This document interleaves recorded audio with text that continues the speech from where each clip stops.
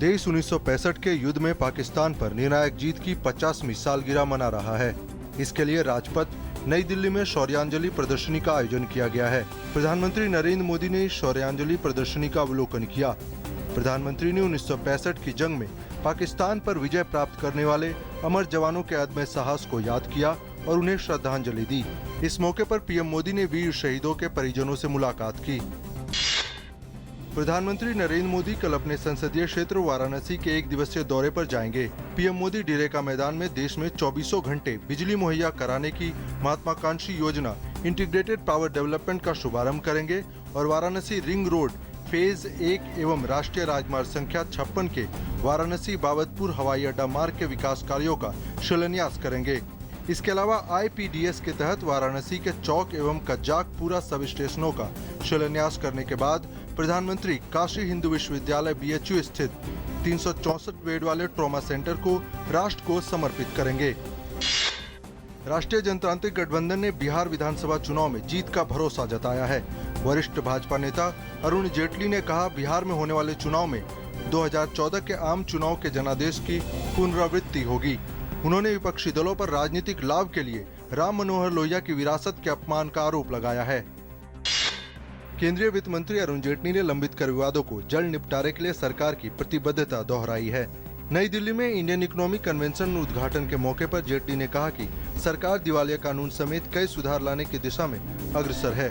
साथ ही उन्होंने कांग्रेस पर GST बिल के पारित होने में रोड़ा अटकाने का आरोप लगाया है। दिल्ली में डेंगू का प्रकोप जारी है। डेंगू के चलते राजधानी में अब तक करीब आधा दर्जन लोगों की मौत हो चुकी है, जबकि 1800 से अधिक लोग इसकी चपेट में हैं। हालात के मद्देनजर केंद्र ने दिल्ली सरकार से अस्पतालों में बिस्तरों की संख्या बढ़ाने को कहा है। केंद्र सरकार ने दिल्ली के स्वास्थ्य मंत्री से अब तक की गई कार्रवाई पर तत्काल रिपोर्ट सौंपने को भी कहा है। इसके साथ ही हरियाणा में राज्य सरकार ने डेंगू के बढ़ते मामलों को देखते हुए डॉक्टरों और पैरामेडिक स्टाफ की छुट्टियां रद्द कर दी हैं। आज प्रधानमंत्री नरेंद्र मोदी का जन्मदिन है। पीएम के 66वें जन्म दिवस पर राष्ट्रपति प्रणब मुखर्जी ने उन्हें बधाई दी। राष्ट्रपति ने अपने संदेश में कहा, प्रधानमंत्री नरेंद्र मोदी को जन्मदिन की बधाई और शुभकामनाएं। राजस्थान में बहुत बड़े घूसकांड का खुलासा हुआ है। करोड़ों की घूस लेने के आरोप में राज्य के खनन विभाग के प्रमुख सचिव अशोक सिंघवी को गिरफ्तार किया गया है। 1983 बैच के IAS अधिकारी अशोक सिंघवी को एंटी करप्शन ने जयपुर में उनके घर से गिरफ्तार किया। हिमाचल प्रदेश में बिलासपुर के नजदीक कीरतपुर नचौक में बन रही 4 लेन की सड़क परियोजना में पिछले सप्ताह एक सुरंग के ढह जाने से मलबे में दबे 3 मजदूरों में से 2 मजदूरों से संपर्क साध लिया गया है, जबकि अभी तक तीसरे मजदूर से संपर्क नहीं हो सका है। बचाव अभियान अभी भी जारी है। दक्षिणी अमेरिकी देश चिली में 8.3 तीव्रता का भूकंप आया है। भूकंप के झटकों से राजधानी सेंटियागो में इमारतों को काफी नुकसान पहुंचा है। भूकंप के बाद चिली में सुनामी की चेतावनी जारी की गई है तथा इस इलाके को खाली करने के लिए कहा गया है। चीन के फुजियान प्रांत में बुधवार को एक वाणिज्यिक इमारत में आग लग गई, जिसमें 92 बच्चों समेत 104 लोग घायल हो गए। खबरों के अनुसार आग एक व्यावसायिक इमारत में स्थित फूलों की एक दुकान से शुरू हुई, जो दूसरी मंजिल पर चल रहे छोटे बच्चों के एक स्कूल तक फैल गई। दमकल कर्मियों और स्थानीय निवासियों ने स्कूल में फंसे सभी बच्चों को बाहर निकाला, लेकिन इस दौरान उनमें से कई लोग घायल हो गए। संघर्ष और युद्ध जैसी स्थिति का सामना कर रहे लीबिया में 2 और भारतीयों का अपहरण कर लिया गया है। विदेश मंत्रालय ने इस बाबत पुष्टि की है। ये दोनों ओडिशा और आंध्र प्रदेश के रहने वाले हैं। इस तरह अभी तक कुल 4 भारतीयों का अपहरण हो चुका है। अगवा भारतीयों को छुड़ाने और उनकी सलामती के लिए भारत सरकार हर संभव प्रयास कर रही है। हंगरी की दंगा विरोधी पुलिस ने प्रवासियों को सर्बिया हंगरी सीमा से पीछे धकेलने के लिए आंसू गैस और पानी की तेज बौछारों का इस्तेमाल किया है।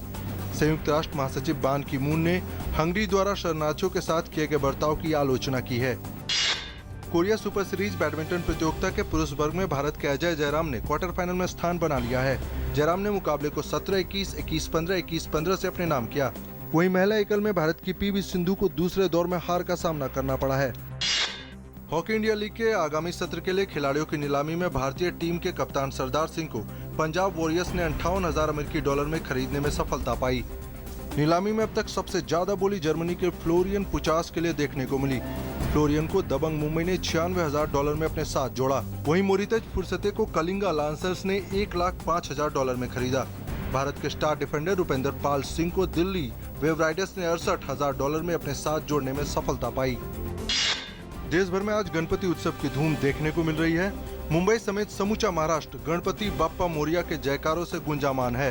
बाजारों में चारों ओर गणपति की मूर्तियां नजर आ रही हैं। विघ्नकर्ता के पंडालों में बप्पा कहीं लंबोदर, कहीं मंगलकर्ता, तो कहीं सेल्फी गणेश जैसे रूपों में विराजमान हैं। 10 दिन तक चलने वाले गणेशोत्सव के मौके पर सुरक्षा के कड़े प्रबंध किए गए हैं।